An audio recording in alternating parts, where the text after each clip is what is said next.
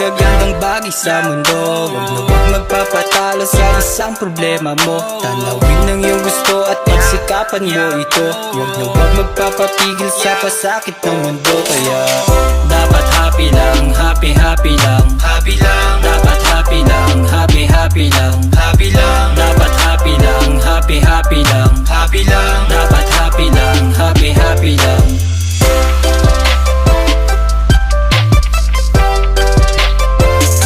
Happy lang.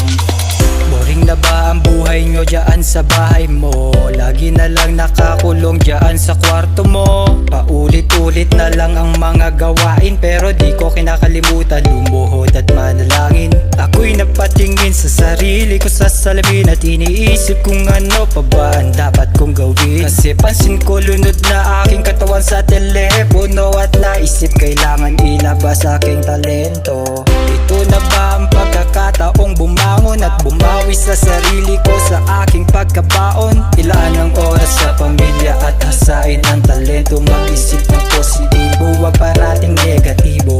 Daming magagandang bagay sa mundo. Huwag na huwag magpapatalo sa isang problema mo. Tanawin ang iyong gusto at pagsikapan mo ito. Huwag na huwag magpapapigil sa pasakit ng mundo. Kaya dapat happy lang, happy happy lang, happy lang. Dapat happy lang, happy happy lang, happy lang. Dapat happy lang, happy happy lang, happy lang. Dapat happy lang, happy happy lang.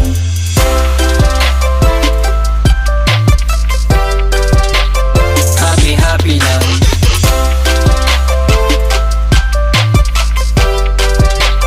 Happy happy lang. Iniisip mo rin ba na nilamon ka ng problema? Kasi nawala ng pangkuha para mapakain ang pamilya. Di naabot ang ayuda, kaya wag kang mamblema. Tuloy sa pag-arangkada ka sa paggawa ng mga obra.